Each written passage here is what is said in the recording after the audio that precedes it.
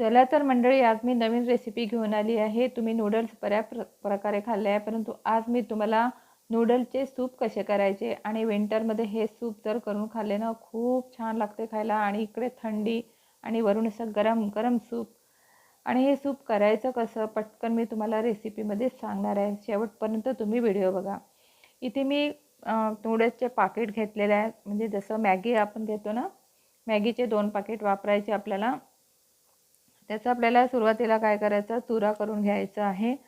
एका कढईमध्ये आपल्याला बटर टाकायचं आहे, थोडंसं बटर टाकायचं आणि थोडं तूप टाकायचं, किंवा तुम्ही पूर्ण बटरचा सुद्धा वापर करू शकता। आता त्यामध्ये बारीक चिरलेले लसूण घ्यायचं, त्याचे तुकडे बारीक करायचे आणि एक कांदा घ्यायचा, तो कांदा सुद्धा आपल्याला त्यामध्येच टाकून परतायचा आहे। अगदी थोडा वेळ परतायचा, जास्त वेळ परतायचा नाही।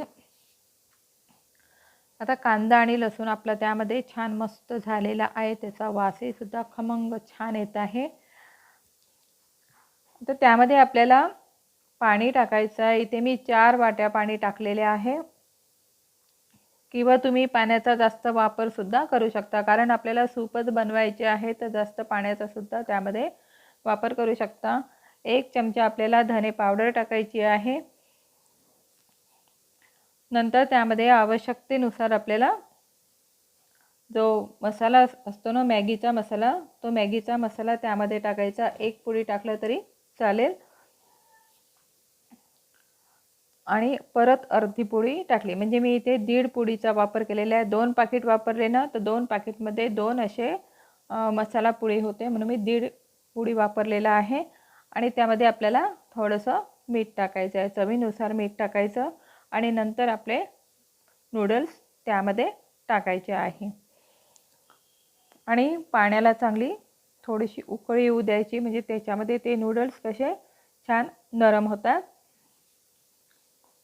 वरून थोडेसे मटार टाकायचे, जे ताजे फ्रेश मटार येतात ना, ते मटारचे दाणे टाकायचे। त्या पाण्यामध्येच ते छान शिजतात, आणि परत आपल्याला मस्त मिक्स करून घ्यायचं आहे।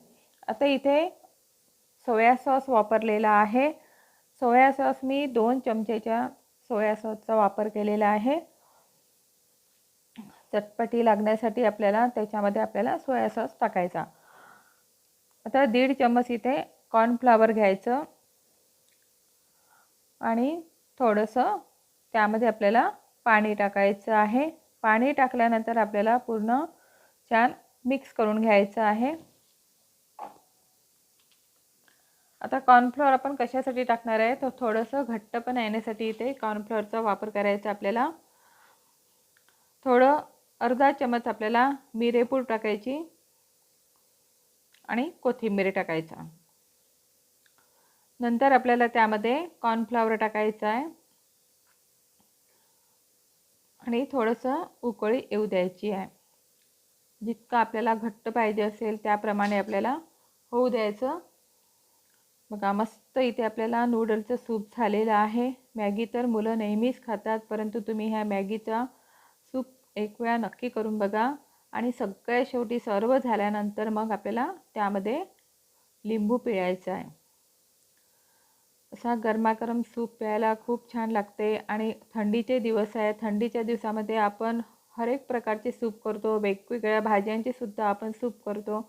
पण आज मी तुम्हाला नवीन अशी डिश करून दाखवली आहे, आणि ते म्हणजे नूडल्स सूप किंवा मॅगी सूप। आजचा व्हिडिओ तुम्हाला कसा वाटला, आणि हा व्हिडिओ जर तुम्हाला आवडला असेल तर जास्तीत जास्त लोकांपर्यंत शेअर करा। मस्त खा, आनंदी राहा, आणि धन्यवाद। जर तुम्हाला माझे व्हिडिओ आवडत असेल तर एक सबस्क्राईब नक्की करा। थँक्यू।